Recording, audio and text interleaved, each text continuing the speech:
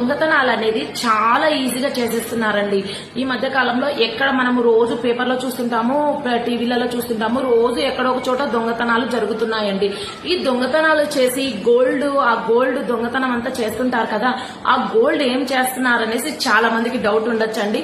నేను కొన్ని కేసులు, నా దగ్గరకు వచ్చిన కేసెస్ గురించి నేను చెప్తానండి. ఈ రోజు ఏంటంటే చాలా మంది ఏంటంటే ఈ దొంగతనం చేసిన దొంగలు ఉంటారు కదా, వాళ్ళు ఏంటంటే తెలివిగా వాళ్ళకు ఫ్రెండ్స్ సర్కిల్ ద్వారా కావచ్చు, లేదంటే ఒక ఊరు నుంచి ఇంకొక ఊరికి ట్రావెల్ చేసి వాళ్ళు ఏంటంటే మాకు చాలా ఇబ్బందిగా ఉంది, మా ఫ్యామిలీ రన్ అవ్వట్లేదు, మేము చాలా ఇబ్బందులలో ఉన్నాం, సో మా దగ్గర ఇంత గోల్డ్ ఉంది, మీరు తక్కువ ప్రైస్ లో ఇస్తాము. ఎందుకు ఇస్తున్నాము అంటే మాకు ఇప్పుడు అవసరం ఉంది, మాకు చాలా అవసరం ఉంది, సో అందుకోసం మాత్రమే ఇస్తున్నాము అనేసి కొంచెం ఏడవడము, మీ దగ్గర నాటకాలు చేస్తుంటారు. సో మీరు కూడా ఏంటి, గోల్డ్ కదా తక్కువ రేట్లో వస్తుంది, మనం అంతంత పెట్టి కొనలేము, ఏదో తక్కువకి ఇస్తున్నాడు కదా, ఏదో అది ప్యూరా కాదా అని చెక్ చేసుకుంటారు, అంతేకాని ఇది తక్కువకి వస్తుంది కదా అని గబగబా తీసేసుకుంటారండి. మీరు అట్లీస్ట్ బిల్ కూడా అడగరు, తీసేసుకుంటారు.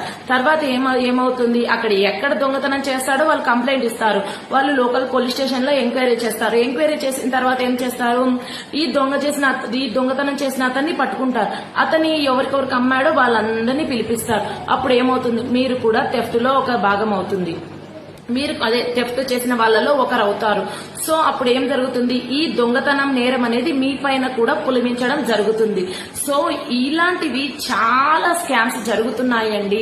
సో చాలా జాగ్రత్తగా ఉండండి. మీకు తక్కువలో వస్తుంది కదా అనేసి ఏది పడితే అది కొనద్దు. ఫస్ట్ బిల్ అడగండి. మీకు బంగారం అది తక్కువకు అమ్ముతున్నారు అంటే ఎందుకు అమ్ముతున్నారు, ఒకసారి మీరు బిల్ ఇవ్వండి. వాస్తవాలు ఆ బిల్లు ఎక్కడిచ్చారో అక్కడికి పోయి కనుక్కోండి, ఇతను నిజంగానే కొన్నాడా లేదా అనేసి ఎంక్వైరీ చేసిన తర్వాతనే పర్చేస్ చేయండి. ఒకవేళ మీకు అతని పైన డౌట్ ఉంటే వెంటనే లోకల్ పోలీస్ స్టేషన్ లో కంప్లైంట్ అనేది రైజ్ చేయండి.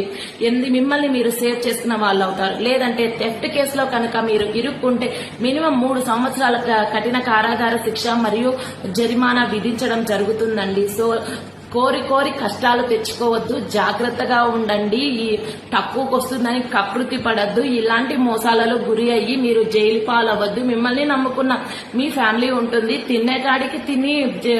తిన్నా కూడా ప్రశాంతంగా ఉండటం మేలు.